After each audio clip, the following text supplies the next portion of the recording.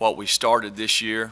We're really thankful for the All-State Sugar Bowl and the people in New Orleans to giving us an opportunity and making this one of the best bowls out there. You know, I'm very thankful for the University of Tennessee to give me an opportunity to lead their program. I'm excited about that, but at the same time, I'm excited to be back to help these guys finish what we started this year. You know, we had a week of practice before we came down to New Orleans.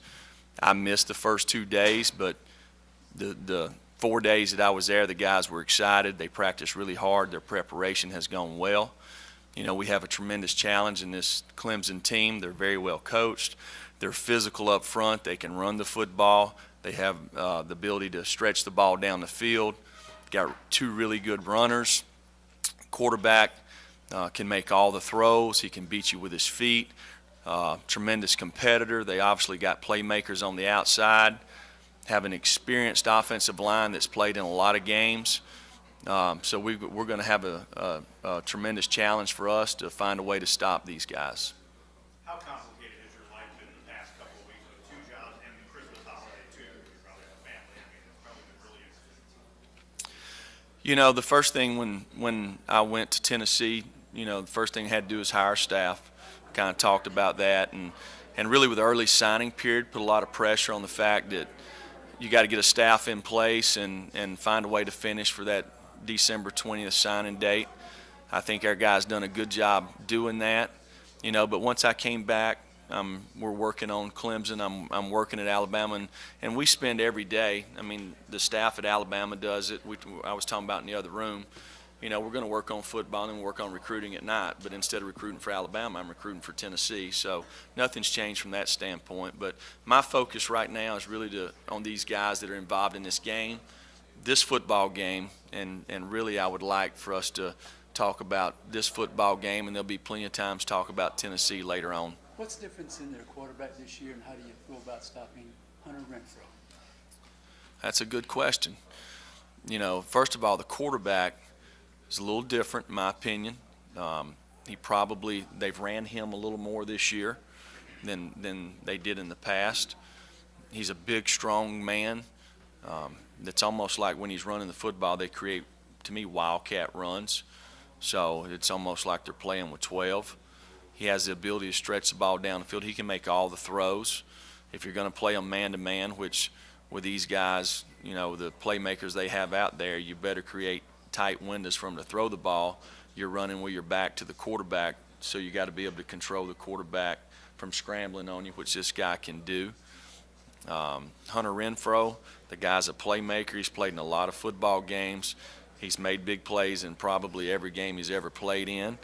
You know, he's a tremendous competitor, great route runner, has speed to beat you deep, really gets a lot of yards after the catch, just an instinctive guy. Does Kelly Bryant, when you look at him, remind you of the guy you have there? So he's playing quarterback. I mean, your guys have seen him in practice in terms of similarities. You know, to me it looks like Bryant's a lot bigger than Jalen, but there probably is some similarities. You know, both guys can extend plays. You've got to be able to control, you know, Kelly you got to be able to control him in the pass game from a standpoint of any point in time he can pull the ball down and take off running. But he has the ability to make all the throws, and he's got playmakers on the outside. So they can stretch you vertically and horizontally. What have you seen difference in their offense this year? Not much. You know, to me it's doing a lot of the same stuff that they've done the last couple of years. I mean, I don't know why they would change. These guys have had one of the best offenses in college football for probably the past 5 or 6 years. So they just got different guys doing it and really a different trigger puller.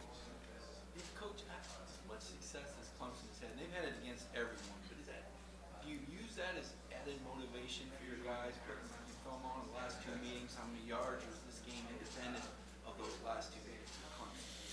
No, I don't think anything in the last 2 years will have an effect on what's going to happen in this game. So, you know, to me, obviously having experience playing against these guys, I'm sure both teams they'll see things that they really done a good job of in the game and things possibly they done poorly, and try to figure out a way for us to, number one, to get more turnovers. We need turnovers in this game. We need to eliminate explosive plays. Last year I felt like if you looked at, I don't know, we played 103 or 4 snaps in the game. If you looked at 80 of them or 85 of them, we executed at a high level. So you got to figure out, okay, what about those other 20 plays? What do we got to do? What kept us from executing on those plays? So, that's the challenge. Jeremy, coaches change jobs a lot, but this is different for you. You're an Alabama native, you're an Alabama guy. How much will you miss these players? I guess this has been the 4th time that I've had an opportunity to advance my career. The reason I'm in this business is for the players. That's probably the most important thing to me out there is having a positive impact on young people's lives. I have a special bond with the guys that are here. I still talk to guys that were at Florida State. I still talk to guys at Georgia. So to me, when you get in this business and you recruit guys, it's not a 4-year commitment. For me, it's a lifetime commitment. So I still talk to guys at all the places. And some of the guys, it's kind of interesting when I get to Tennessee, some of the guys that we didn't get, still talk to. After the Auburn game, Darius Slayton, he hits me up, Coach, we got you this year. So when you recruit guys and you build relationships, it lasts a lifetime. How did you get hooked up with Nick Saban in '07? And it's a long time ago, but how did that bond begin? I know you played for Starling, but how did you get hooked up with Nick? I met him. I was coaching at Hoover High School, so he come by to recruit Kerry Murphy and Josh Chapman.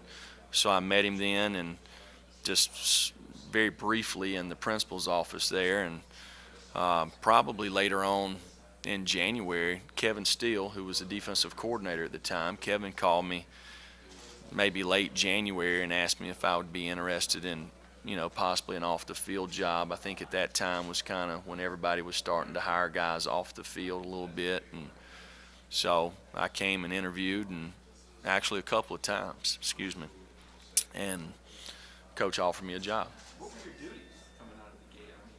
What was the job? As you said, it was kind of the start of it.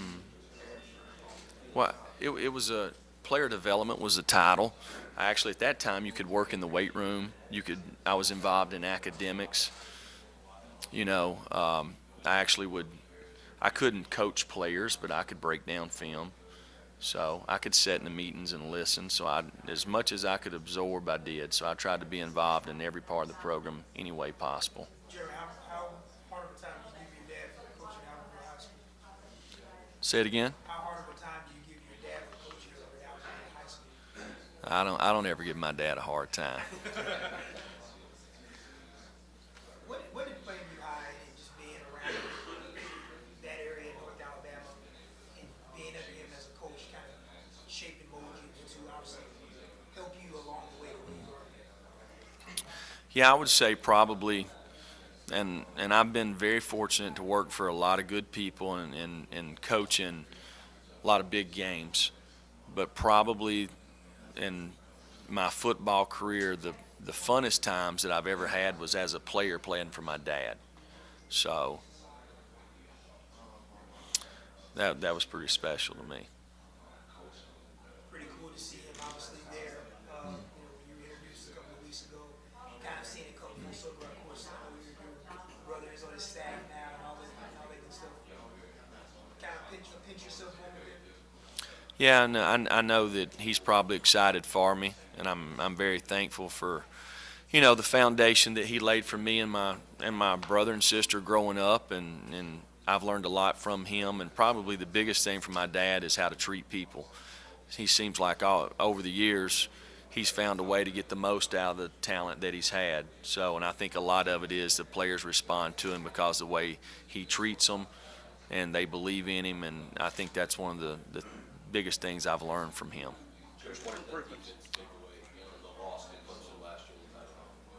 Well, we didn't finish. There was a point in time, I don't know, where it was maybe 24-14, and our guys had found a way to finish, and And you got to give Clemson credit. I mean, they made a lot of tough plays down the stretch, and you know, found a way to get one at the end, and we didn't. And that was one of the unique things about those guys last year, is they always found a way to get it done, and we didn't get it done at the end. And that's it. That's something we'll have to live with the rest of our life. But that game will have no bearing on what's going to happen in this game, and you know, so our guys are ready to go compete.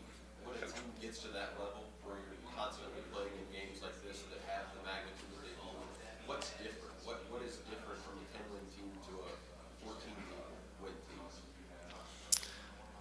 So what are you actually asking here?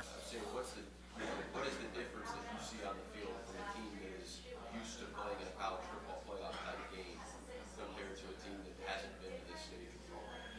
Well, you know, the thing that's unique to me about Alabama and Clemson is the success that both programs have had over the last several years.